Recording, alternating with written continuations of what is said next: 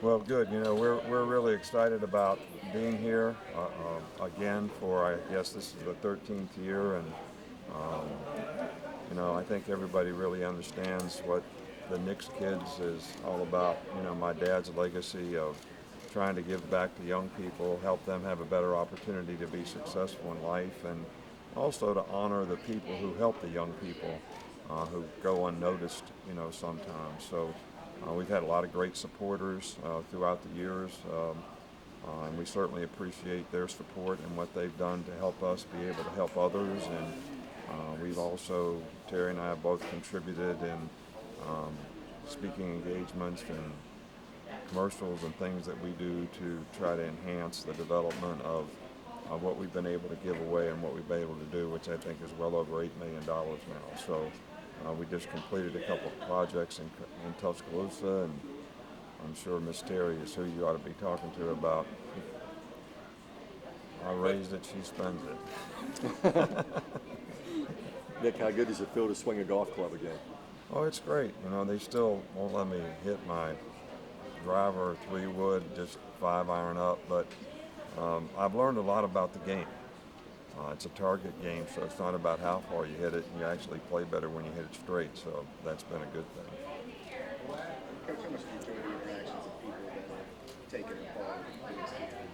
Well, this is a great group of folks that have been involved in Knicks Kids, and of course, our staff is going to be here, so it's always good to spend some time with your staff. But I don't get to see these folks, that often. So this is a day we look forward to, and I actually stand on one hole and play one hole with every group, so I, get to renew some of those acquaintances, and we probably appreciate what they do more than they know, and their relationship is really valued by Miss Terry and I both. Nick, you talked before about how you still enjoy doing what you do, but I noticed there's a Vegas book who set an over/under for your retirement year. I think it's like 5.5 years. Does that amuse you when you hear things like that? Well, that's the first I heard of that one, but it is amusing. After the 6 hours I spent at home in the chair after I got home from the hospital, I think you all have heard that I was outside walking around in the yard, and I think Miss Terry was ready to call the police on me if I didn't get back in the house. So that's not something that I enjoyed. So, and that's not something I really want to do anytime soon. I can tell you that. But I just enjoy so much being part of the team. I enjoy so much the relationships. To have Julio Jones come back. First 2 days I was doing my rehab on my hip. He was there with me doing it. Tua actually came in yesterday when I was doing rehab and gave me a medical examination. So, some of these things are really special. And so, no time soon. I don't know what Vegas knows that I don't know. Are you feeling 100% after your surgery yet? I don't know about 100%, but at least able to do everything you need to do without hurting anything. So, but I think it'll still take a few weeks probably of strengthening to get back to normal or 100%. Nick, the NCAA has put together a group to study this name, likeness, and image thing. Do you think we're getting closer to losing the amateurism in college football, and does that concern you a little bit?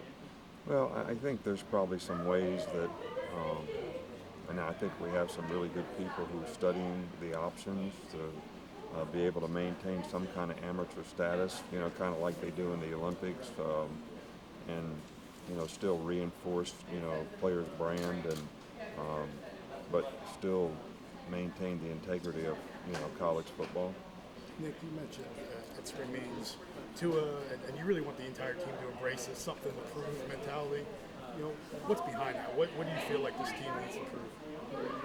Well, I don't think we finished like we wanted to finish last year, and you've heard me talk about the Bama factor, and I don't think we had all those ingredients toward the end of the season, and I don't think that we improved toward the end of the season. And if you're going to have a chance to win a championship, that's critical. I mean, when you look at the teams that we played down the stretch from LSU to Mississippi State to Auburn to Georgia in the championship game, Oklahoma, Clemson. I mean, you better be improving. You better be hitting on all cylinders. And players better be paying attention to detail and preparation, how they practice, or you're going to get exposed by good teams. And hopefully we learn something, from that, and we'll be able to do a little bit better in the future. Last question here. Possible, motivations for the stadium. What does that say for the success that you've brought to this program? Well, I think it speaks volumes of, the commitment to a standard of excellence that the athletic department, Greg Byrne, the university, all have to trying to continue to be the best. And I think that, if you stand pat and everybody else is sort of chasing you and what you do, they're eventually going to catch you. So I think to be aggressive in how we go about trying to make improvements is really, really important to continued success. And I don't think it's any different than what we try to do, as a football team. You're always trying to find a better way. You're always trying to improve your brand and how you do things. So, and I think it's one of the things that make it special being the coach at Alabama is, to know that you have an administration and a group of people who have those same goals and aspirations really is helpful, because you're not ever, asking or begging for things to get done that you feel like need to get done. Everybody's just trying to cooperate to do the things they need to do to be the best. Thanks, Coach. Appreciate it.